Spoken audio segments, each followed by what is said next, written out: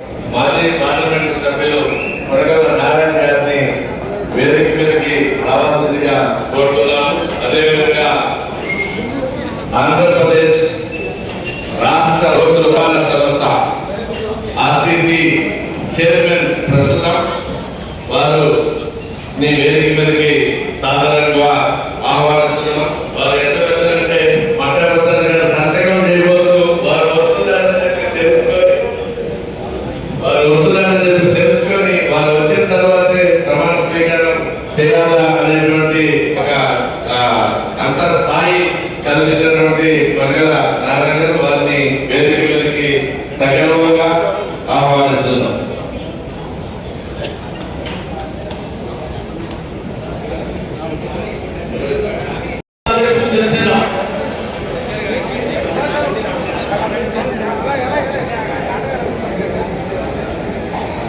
రాష్ట్రంలో 2024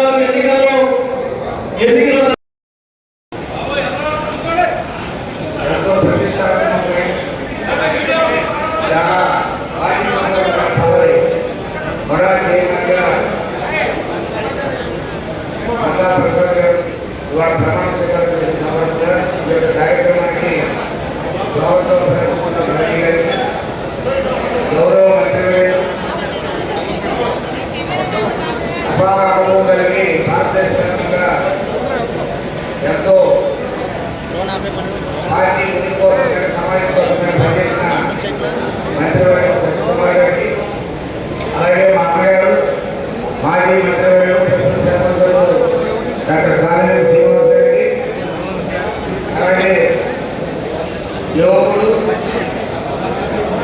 ఆదిత్య విక్రమయ్య గారిపై శాసనసభ్యులు ప్రతి శాసనసభ్యులు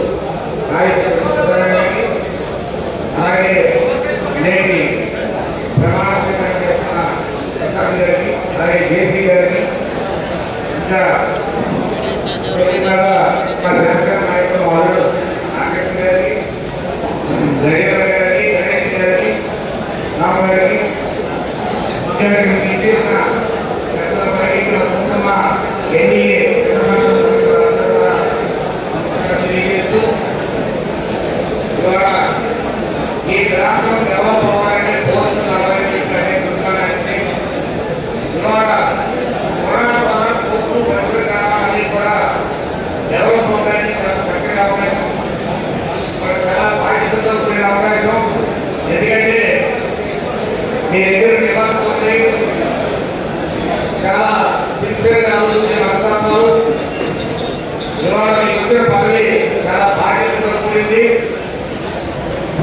ఈ పదవిని పూర్తిగా న్యాయం చేస్తూ ఈ ప్రాంతాన్ని డెవలప్ చేయడంలో ఏదైనా పాత్ర ఖచ్చితంగా ప్రసాద్ గారు తీసుకోవడంలో సందేహం లేదు.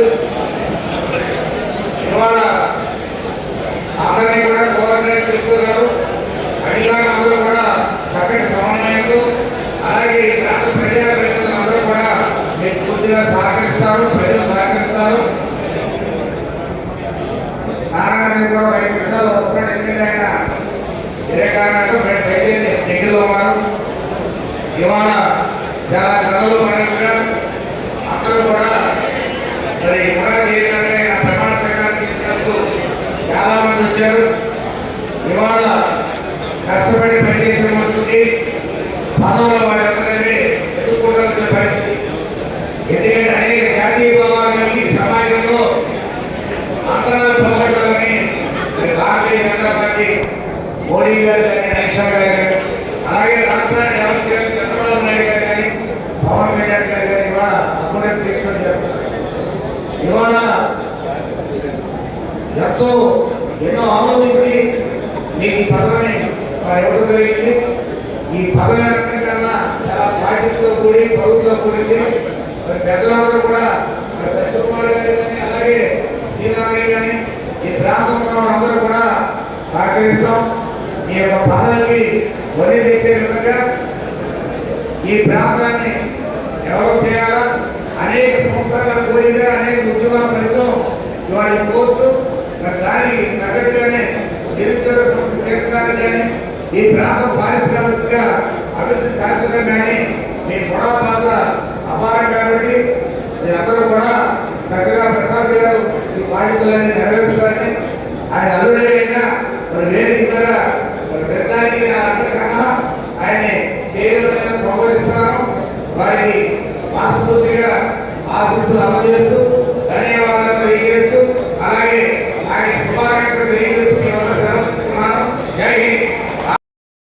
ఈ కార్యక్రమానికి చేసినటువంటి బీజేపీ నాయకులు వెంకట రామకృష్ణ గారు, సురేంద్ర గారు, యామి గారు,